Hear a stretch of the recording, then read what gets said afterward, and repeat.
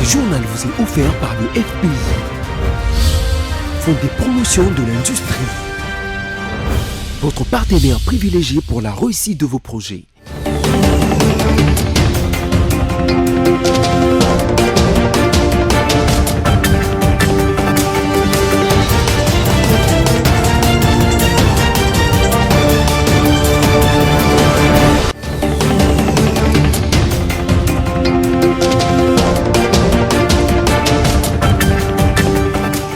Fortesse d'atterrir chez vous pour vous informer. Mesdames, Messieurs, bienvenue à tous dans ce journal.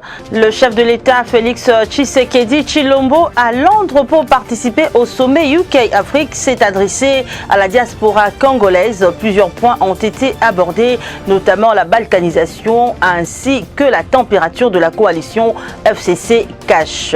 Réajustement du taux de frais académiques, les étudiants de l'IFASIC, Institut facultaire de sciences de l'information et de la communication, très remontés ce matin, ont manifesté. Et puis la RDC a remporté la première édition du tournoi international de football du Congo, Tifoko en sigle, contre le Niger par 3-1.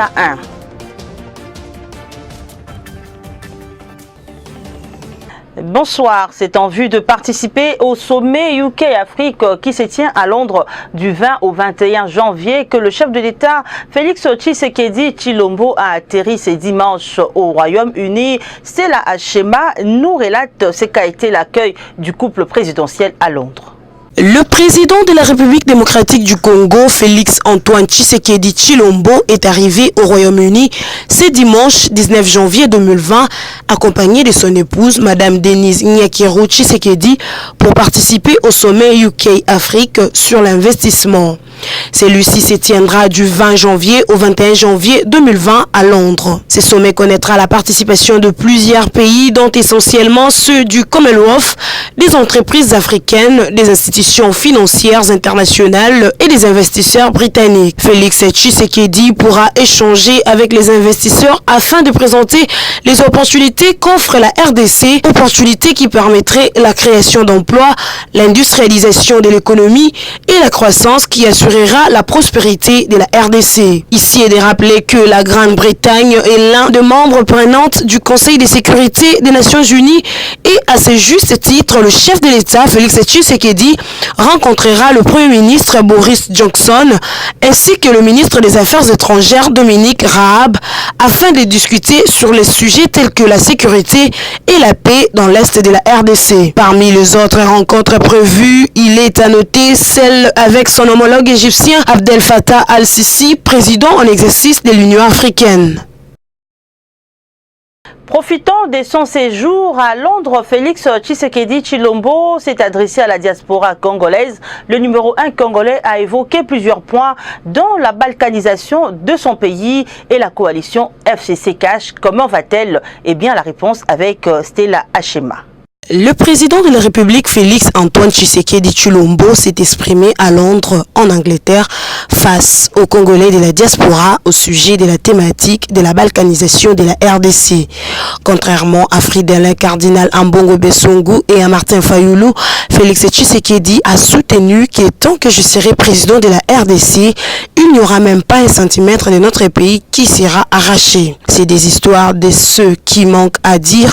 Quand nous étions dans l'opposition, nous n'avons pas menti au peuple au sujet de la balkanisation, a expliqué Félix Tshisekedi. Pour lui, cette thèse ne tient pas debout et il a demandé à tous les Congolais de ne pas écouter ces propos qui viennent des ennemis, des sorciers qui veulent détruire la RDC. Il a en effet promis que la RDC ne sera jamais balkanisée et a martelé sur la situation de Beni qui est le fait d'un groupe de mafieux et non une agression. Félix Tshisekedi s'est aussi exprimé au sujet de la coalition FCC Cash. C'est vrai que dans notre famille du Congo, tout le monde n'est pas de bonne foi. Dans la coalition, tout le monde n'est pas sincère. Tout le monde ne veut pas la victoire du peuple. C'est vrai, je peux vous dire que je suis arrivé au pouvoir par la volonté de Dieu et du peuple congolais, pas par la volonté d'un homme. Ma mission est d'abord de servir mon peuple, a déclaré en Lingala Félix Tshisekedi. S'adressant particulièrement aux membres du gouvernement, le chef de l'État promet un stylo rouge à toute personne qui s'élèvera contre l'exécution de son programme. En outre, Félix Tshisekedi a dit être de lettres de démission de certains ministres et des pressions qu'ils subissent. S'agissant de la question relative à la dissolution du Parlement, le chef de l'État a souligné que cela entraînerait une crise dans le pays alors que lui n'en veut pas. Restons dans le même registre, le chef de l'État n'a pas la majorité parlementaire. Il ne peut pas divulguer les confidences de ce ministre. C'est la réaction du député Sam Bokolombe au discours de Félix Tshisekedi tenu à Londres devant la diaspora congolaise. Liévin Luzolo signe ce reportage. Dans son discours devant la diaspora congolaise de Londres, ce dimanche 19 janvier, le président Tshisekedi a menacé de dissoudre l'Assemblée nationale au cas où le malaise au sein de la coalition FCC-CACH persistait. Plusieurs voix s'élèvent pour exprimer leur point de vue sur cette déclaration. C'est le cas du professeur et opposant Sam Bokolombe. D'après lui, le président ne peut dissoudre l'Assemblée nationale que quand le gouvernement, en conflit avec la Chambre basse, les lui demande.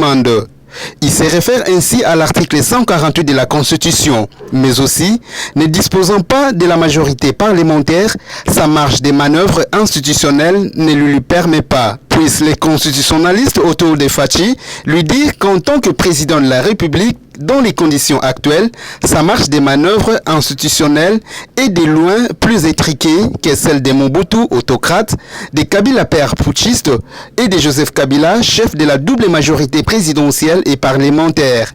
Lui ne disposant pas de la majorité parlementaire. Et c'est un handicap institutionnel majeur pour la mise en œuvre de sa vision politique. L'on ne doit pas abuser de l'opinion, a-t-il déclaré. Par ailleurs, face aux menaces du chef de l'État de renvoyer tout ministre du gouvernement qui s'écartera de sa vision, le député national a réagi en disant que, je cite, « Notre président s'emballe trop à l'étranger et se révèle démagogique dans ses promesses. Il joue au véritable ranger qui ne redoute rien », écrit le député de l'opposition Sam Bokolombe. Avant de déplorer, je cite, « Il va jusqu'à livrer à l'auditoire les confidences de ses ministres. Ce n'est pas bon pour la stabilité des institutions. » Fin de citation. La République démocratique du Congo, pointée du doigt par l'administration américaine comme faisant partie de pays africains présentant l'espoir du développement, c'est ce qui justifie la visite prochaine du secrétaire d'État américain à Kinshasa. Mike Pompeo foulera le sol quinois en février 2020. Placide Kieselo nous en dit long. Le secrétaire d'État américain Mike Pompeo sera en visite officielle à Kinshasa au mois de février 2020. L'annonce a été faite par le chef de l'État congolais Félix Antoine Tshisekedi lors de son adresse devant la diaspora congolaise à Londres ce dimanche 19 janvier 2020. Au cours de son périple africain, le chef de la diplomatie américaine a jeté son dévolu sur 3 pays seulement, dont l'Éthiopie, le Sénégal et la République démocratique du Congo. La RDC, dont l'agenda de Mike Pompeo a constitué une préoccupation pour le numéro 1 congolais qui s'est exprimé en ces termes, nous citons: quand j'ai demandé aux Américains pourquoi la RDC est sur la liste, ils m'ont dit « Vous êtes parmi les 3 pays qui présentent l'espoir de développement ». Fin de citation. L'histoire nous renseigne que les 2 personnalités politiques se sont rencontrées en avril 2019 aux États-Unis d'Amérique. Aux yeux des observateurs avertis, cette visite va naturellement renforcer les liens de coopération et d'amitié qui unissent les 2 États. Dans un autre registre, le ministre de l'Industrie, Julien Paluku, a signé 3 mémorandums d'entente au Caire en Égypte. Ces mémos ont pour objectif de concrétiser les zones économiques spéciales, réhabiliter et moderniser la Sociédaire Maluku. Liévin Luzolo. En mission officielle en Égypte, le ministre de l'Industrie, Julien Paluku Kahungia, a signé 3 mémorandums d'entente samedi 18 janvier 2020 avec le ministre de l'Industrie et des entreprises égyptiens œuvrant dans l'aménagement des zones économiques spéciales. Le premier protocole d'entente signé concerne la réhabilitation et la modernisation de la Sociédaire de Maluku par l'entreprise égyptienne El Gadni T.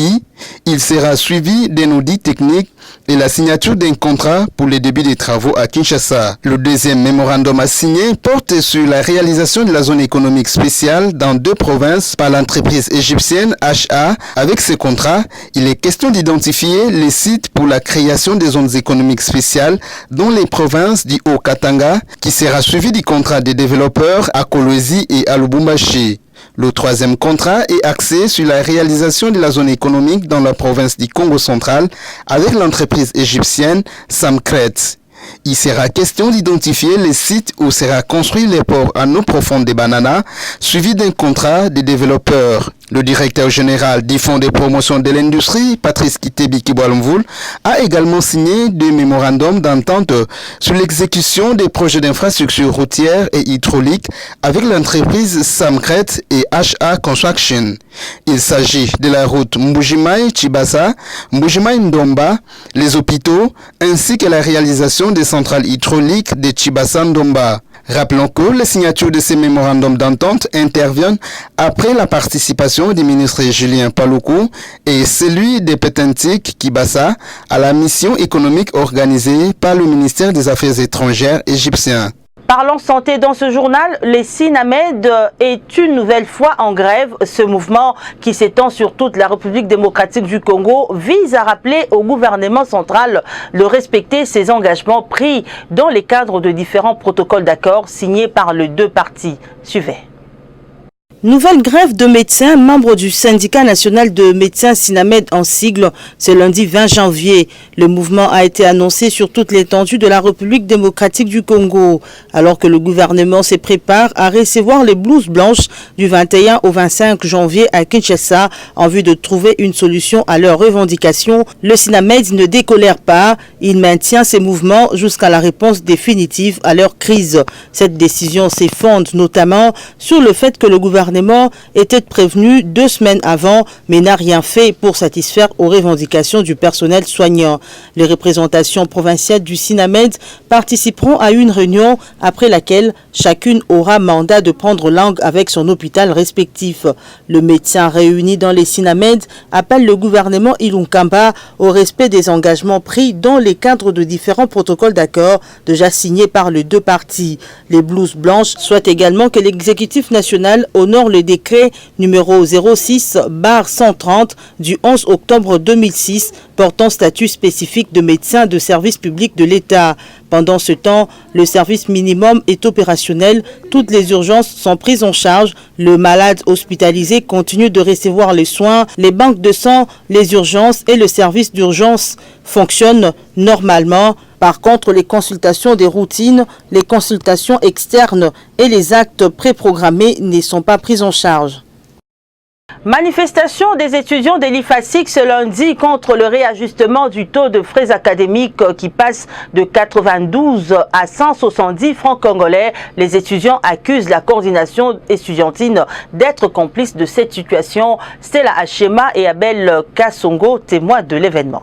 Tension au sein de l'Institut facultaire des sciences de l'information et de la communication, IFASIC en sigle. Les étudiants de cet alma mater ont manifesté ce lundi 20 janvier 2020 contre les réajustements de taux de frais académiques qui est fixé maintenant au taux du marché noir. La protestation s'est déroulée dans l'enceinte même de l'IFASIC où un groupe d'étudiants voulant manifester ont demandé aux autres de sortir des auditoires.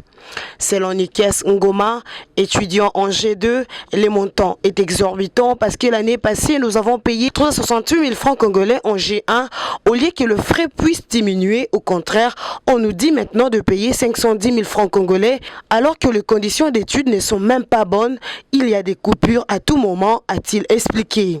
Ces étudiants ont accusé la coordination estudiantine de l'IFASIC d'être complice de cette situation. Répondant à cette préoccupation, Gédéon Kaena, président de la coordination des étudiants de l'IFASIC, a expliqué qu'il y a eu en avance des négociations entre la coordination, les syndicats de professeurs, le CP et CPA de toutes les options pour trouver un compromis fixant le frais académique.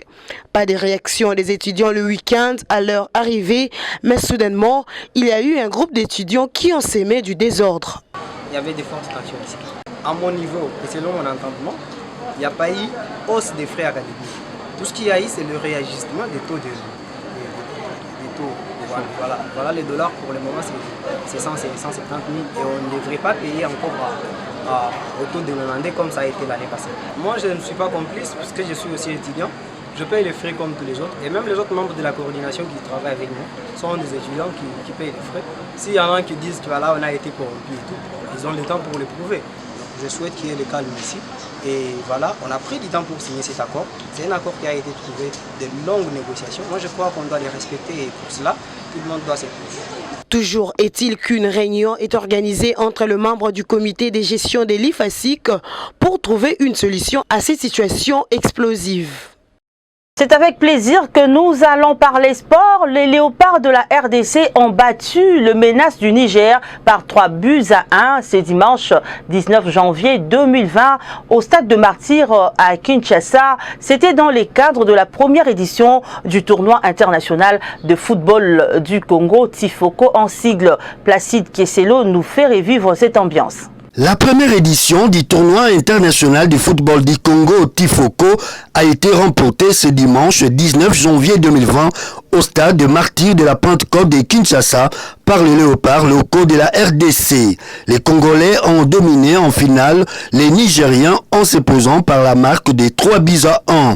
Vini Bongonga, sociétaire du Daring Club Motema Pembe, a signé les doublés au 29e et 51e minute de la partie. Et Jackson Mouleka du tout-puissant Mazembe a signé les 3e et dernier but congolais à la 90e minute du jeu.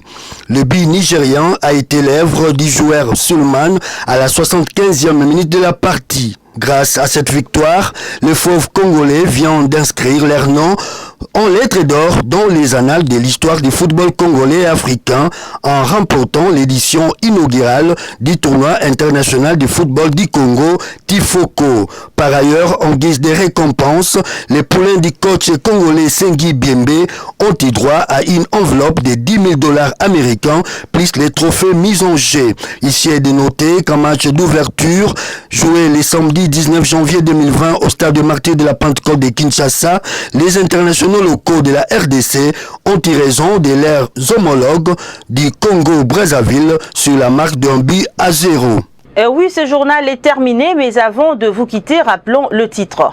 Le chef de l'État, Félix Tshisekedi Tshilombo, à Londres pour participer au sommet UK-Afrique, s'est adressé à la diaspora congolaise. Plusieurs points ont été abordés, notamment la balkanisation ainsi que la température de la coalition FCC-Cash. Réajustement du taux de frais académiques, les étudiants de l'IFASIC, Institut facultaire de sciences de l'information et de la communication, très remontés ce matin, ont manifesté. Et puis la RDC a remporté la première édition du tournoi international de football du Congo, Tifoko en sigle, contre le Niger par 3-1.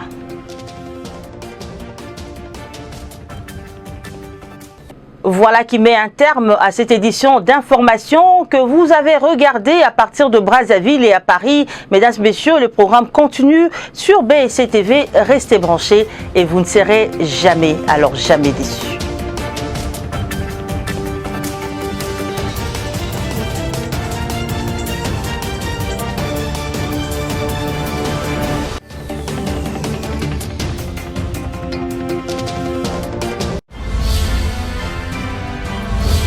Ce journal vous a été offert par le FPI, Fonds des promotions de l'industrie, votre partenaire privilégié pour la réussite de vos projets.